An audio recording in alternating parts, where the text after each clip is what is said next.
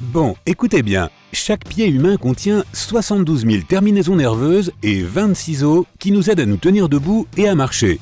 Il possède également 250 000 glandes sudoripares qui peuvent produire jusqu'à un demi-litre de sueur par jour. Berk! Les os des pieds continuent à se développer et à évoluer jusqu'à l'âge de 21 ans. Mais à mesure que nous vieillissons, la circulation dans nos pieds n'est plus aussi bonne qu'avant et nous pouvons avoir besoin d'aide pour les garder bien au chaud. L'une des façons les plus simples de prendre soin de tes pieds est d'utiliser du piment. En effet, tous les piments contiennent un composant appelé capsaïcine. Lorsque tu manges quelque chose qui contient cet ingrédient, cela stimule la circulation sanguine dans ton corps. Ainsi, ajouter du piment à ton repas préféré est un excellent moyen naturel de réchauffer tout ton corps, y compris tes pieds. C'est également la raison pour laquelle il est préférable de ne pas manger d'aliments épicés lors de chaudes journées d'été. Lorsque la capsaïcine entre en contact avec la peau, elle provoque la dilatation des vaisseaux sanguins. Cela favorise la circulation sanguine et procure de la chaleur. La température augmente progressivement au fil du temps, mais dans certains cas, cette sensation de réchauffement peut survenir immédiatement. Cette astuce est particulièrement utile en cas de froid extrême. Si tu as essayé beaucoup de choses pour garder tes pieds au chaud pendant l'hiver, mais qu'aucune d'entre elles ne t'a aidé, essaie celle-ci. Répands de la poudre de piment sur tes pieds ou dans tes chaussettes et étale-la sur tes pieds et tes orteils. Ce simple geste peut contribuer à améliorer la qualité de ton sommeil. Fais cependant attention à la quantité. Si tu en utilises trop, ça peut devenir un peu trop chaud. Au début, une demi-cuillère à café par pied devrait suffire. Puis, augmente progressivement la quantité jusqu'à ce que tu trouves ce qui te convient le mieux. Tes pieds te remercieront certainement d'avoir pris soin d'eux, mais il y a quelques inconvénients au fait de les recouvrir de piment. En effet, tes chaussettes blanches deviendront probablement roses et tes pieds qui absorberont l'odeur seront de couleur orange. Si tu n'aimes pas l'odeur du piment, tu peux les recouvrir à la place avec un enduit fait d'un mélange d'ail. Il réchauffera tes pieds et aidera à guérir les blessures. Et si par hasard un monstre poilu passe pour manger tes pieds, l'odeur de l'ail et du piment pourrait suffire à le faire fuir. Le lait et le miel peuvent être utilisés dans une autre routine de beauté maison pour tes pieds. Plonge tes pieds dans un bain d'eau chaude et ajoute un verre de lait chaud. Verse ensuite 1 à 2 cuillères à soupe de miel et jusqu'à 6 gouttes d'huile essentielle. Citron, pin ou cyprès serait parfait. Après une demi-heure, tes pieds devraient être incroyablement doux. Si tu as une peau calleuse sur les pieds, cette recette pourrait te plaire. Dans une bassine d'eau chaude, ajoute 2 cuillères à soupe d'argile blanche, 2 cuillères à soupe de savon liquide et 1 cuillère d'ammoniac. Laisse tes pieds dans la cuvette pendant environ 20 minutes, puis hydrate-les avec de la crème. En conséquence, la peau deviendra plus lisse et plus résistante aux dommages.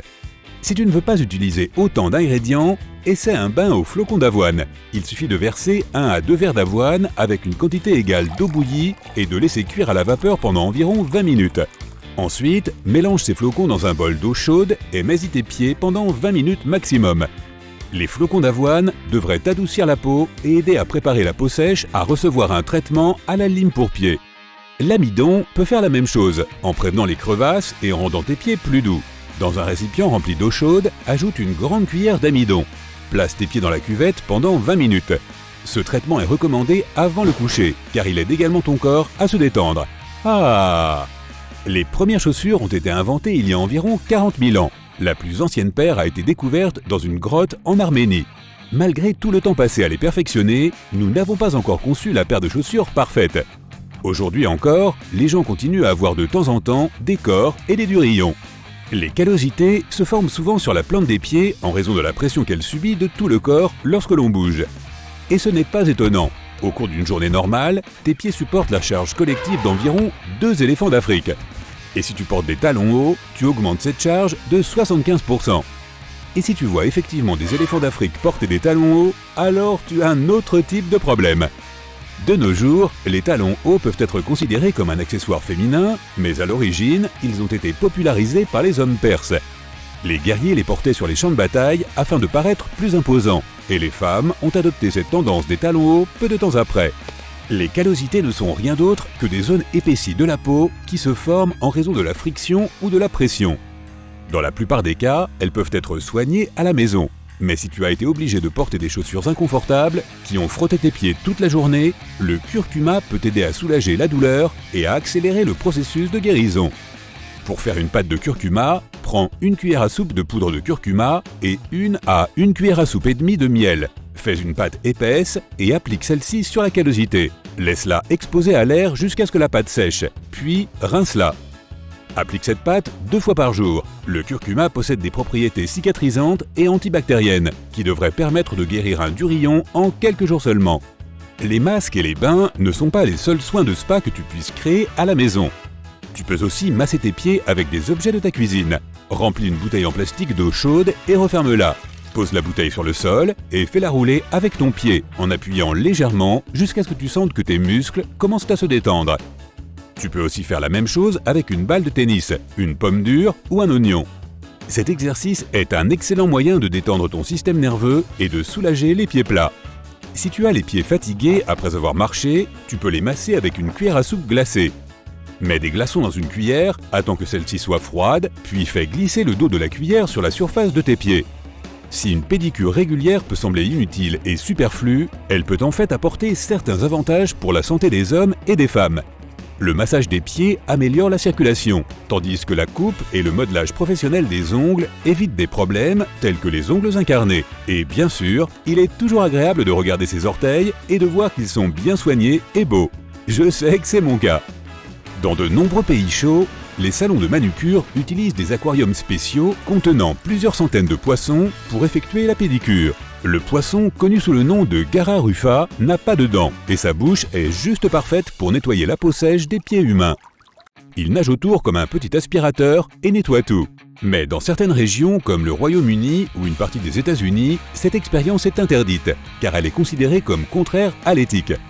En outre, les poissons ne sont pas désinfectés après chaque client, ce qui augmente le risque de propagation des infections. Par conséquent, avant d'acquérir ce service, il serait sage de demander au gérant un document confirmant que sa pratique est légale. Si tu préfères prendre soin de tes ongles d'orteil à la maison, assure-toi de les couper en suivant bien la courbure pour éviter les ongles incarnés. Cela permet également d'éviter les irritations et les inflammations au niveau des ongles. Faire pousser tes ongles trop longtemps augmente le risque de divers problèmes, alors essaie de les couper au moins toutes les 6 à 8 semaines. Si tu t'es déjà demandé pourquoi tes pieds peuvent être si chatouilleux, c'est parce qu'ils sont remplis de centaines de milliers de nerfs. Ah, les nerfs! La réaction aux chatouilles peut varier d'une personne à l'autre, mais il y a des gens dont les pieds sont naturellement plus chatouilleux que d'autres. Les scientifiques pensent que cette caractéristique a des liens génétiques. Ils confirment également que chatouiller les pieds peut avoir des effets bénéfiques sur la santé, car cela génère un sentiment de bien-être et réduit l'anxiété. Mais ce n'est pas tout le monde qui aime soigner ses pieds et même les regarder. Certains vivent avec une maladie unique connue sous le nom de podophobie. La vue des pieds suscite une répulsion extrême, des peurs irrationnelles et même une colère incontrôlable.